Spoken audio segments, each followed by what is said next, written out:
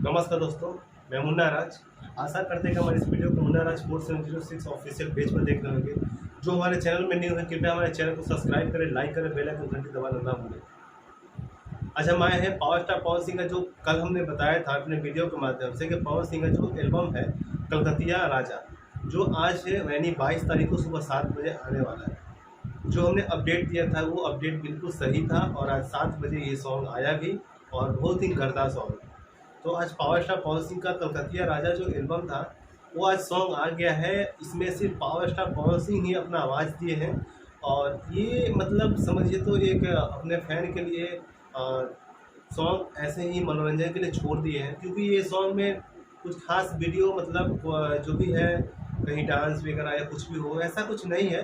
अपने फैंस के लिए मतलब इंटरटेनमेंट के लिए छोड़ दिए हैं।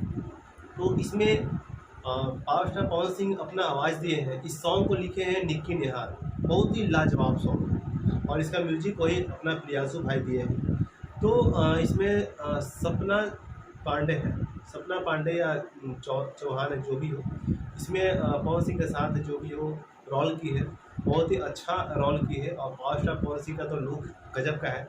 तो बहुत ही लाजवाब सॉन्ग है। जो लोग नहीं सुने वो जाकर के इस सॉन्ग को सुने और अपना अपना राय दे उस सॉन्ग में कैसा सॉन्ग है। क्योंकि पावर स्टार पवन सिंह का तो एक सॉन्ग का जो लीक हुआ है जिसका नाम है तुझे ना देखूं तो चैन मुझे आता नहीं है, और ये सॉन्ग कल्पना के साथ है।